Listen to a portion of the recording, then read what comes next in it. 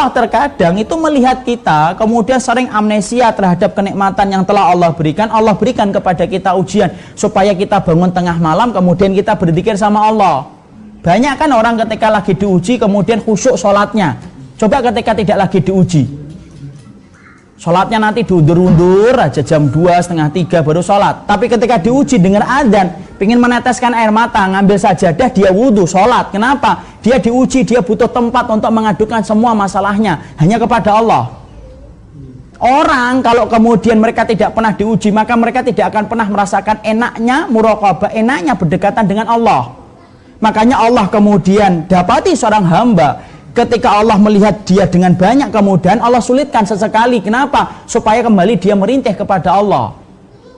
Makanya lihat, orang yang mampu khusyuk di dalam ibadah itu kapan? Ketika merasa dekat dengan Allah. Dan kita sepakat kalau kita sedang mendapatkan ujian, tempat yang paling nyaman untuk kemudian kita bersandar itu hanya kepada Allah dalam ibadah. Makanya Allah mengatakan fa'akhadnahum bil ba'sa'i wad-dharra'i la'allahum yatadarraun. Dan tidaklah kami menimpakan ujian dan kesulitan kepada kalian kecuali kami ingin supaya kalian itu merendah kepadanya. Kapan lagi Bu dan Bapak kita akan sujud menangis kalau bukan lagi diuji oleh Allah? Kapan lagi kita kemudian tengah malam nangis meneteskan air mata kecuali ketika lagi diuji sama Allah? Kapan lagi kita akan merasakan nikmatnya berzikir pagi dan zikir petang ketika ditinggalkan oleh orang-orang yang kita cintai kecuali ketika kita mendapatkan ujian itu? Karena surat cinta dari Allah menjadikan kita mendekat kepada Allah. Allah berikan itu supaya kita betul-betul mendekat kepada Allah. Dan supaya kita paham ya, tidak ada tempat yang paling tepat untuk mengadukan semua masalah kecuali adalah Allah. Innama ashku basi wa husni ilallah. Persis kayak Nabi Yakub, aku hanya melaporkan keluh kesah hatiku dan keletihanku hanya kepada Allah. Kenapa? Itulah waktu yang paling nikmat ketika berdoa dengan Allah ketika mendapatkan ujian yang banyak dalam hidupnya. Jadi ketika kita mendapatkan ilmu merubah hidup kita dengan berbagai macam apa yang ditetapkan dalam sunnah, kok susah, kok sulit, akhirnya banyak sekali ujian yang datang. Satu, Allah itu ingin supaya kita hanya merintih kepadanya, karena nikmatnya merintih terkadang dirasakan ketika kita diuji ya. Jadi yang ketiga, kenapa Allah berikan ujian itu kepada kehidupan kita? Supaya betul-betul kita merasakan rintihan kita hanya kepada Allah. Dan Allah itu cinta kepada hambanya yang merintih kepadanya ketika Allah berikan kepadanya itu ujian ya. Karena Allah itu apa? Zat yang sangat pencemburu. Pencemburu ketika makhluknya banyak sibuk dengan urusan-urusan yang tidak ingat kepada Rabbnya. Allah timpakan ujian supaya kembali kita merintih kepada Allah. La'allahum yatadarraun, supaya kembali dekat kepada Allah. Jadi Masya Allah, inilah yang menjadikan akhirnya faham. Kalau tiba-tiba kita disulitkan didik anak, disulitkan menghadapi suami, disulitkan menghadapi istri, tidak ada yang Allah inginkan supaya kita lapor hanya kepada Allah dan menyampaikan hanya kepada Allah semata. Karena Allah cemburu apabila kita sibuk dengan urusan-urusan yang bukan datang darinya. Ini yang ketiga.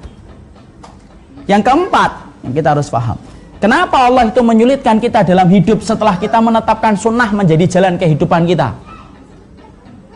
Kalau orang itu terlalu gampang hidupnya, maka bisa jadi kenikmatan akhiratnya itu tidak terlalu terasa.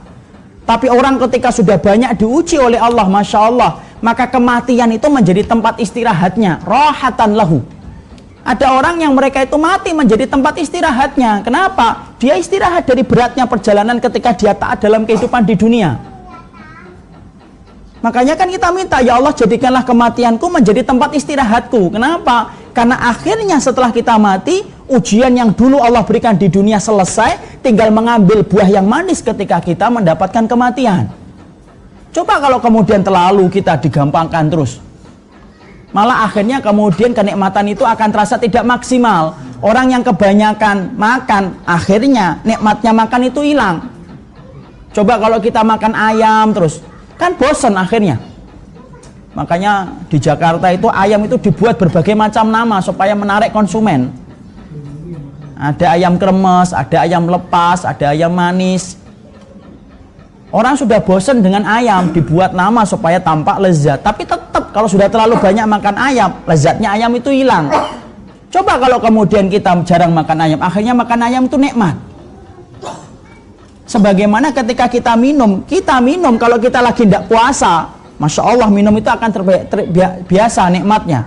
Tapi ketika kita seharian puasa, kemudian ketika mendengar adzan, minum itu terasanya sangat nikmat, betul. Kenapa terasa nikmat? Sama-sama minumannya.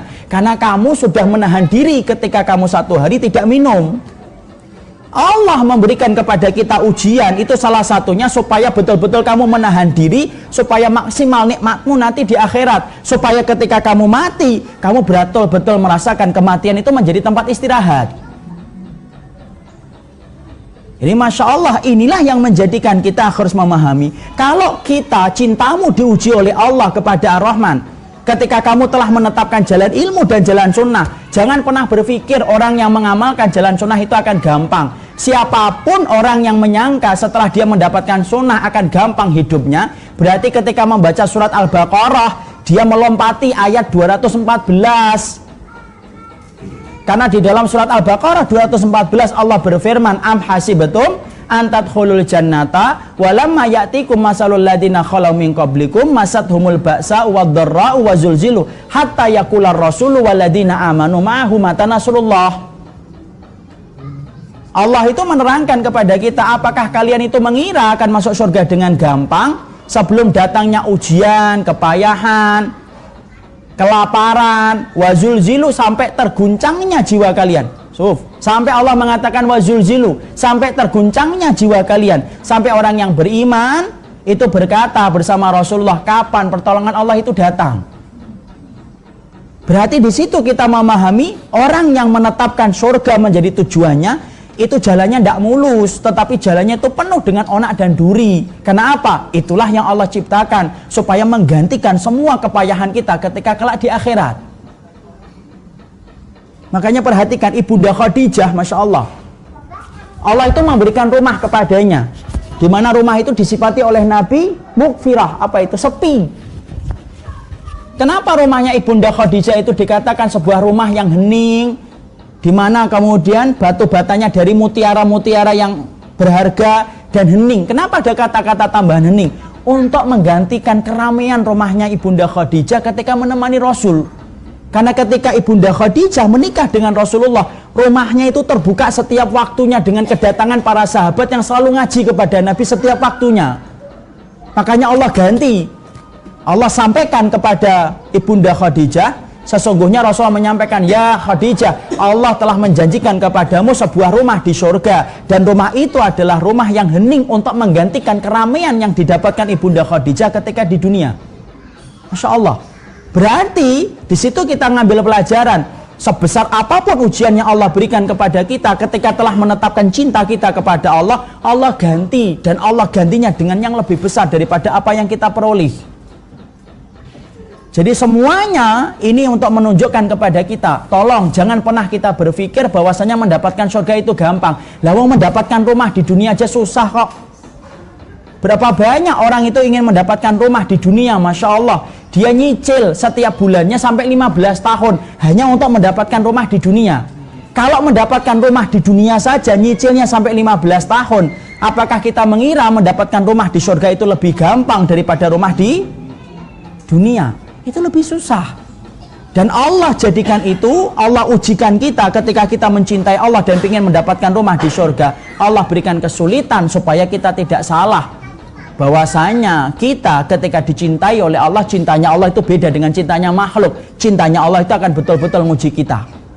Jadi nanti ketika ibu, saya, semakin kita memperbaiki ilmu kita, semakin kita memperbaiki sunnah kita, semakin sulit hidupnya kita. Yang asalnya boleh jadi tidak boleh, yang asalnya tidak apa-apa menjadi apa-apa, yang dulunya kita anggap dosa, yang kita anggap dulu tidak dosa menjadi dosa ketika kita sudah paham ilmu.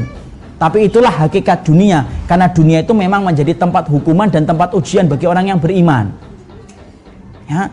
Jadi orang yang sedang dimudahkan, jangan minta ujian, tapi mintalah kekuatan untuk mampu bersyukur kepada Allah. Yang sedang diuji oleh Allah, tolong jangan pernah kita beranggapan bahwasanya Allah sedang membenci kita. Allah tidak pernah membenci kita, tetapi Allah mencintai kita ketika kita diuji oleh Allah, supaya Allah itu memberikan banyak hikmah dalam kehidupan kita.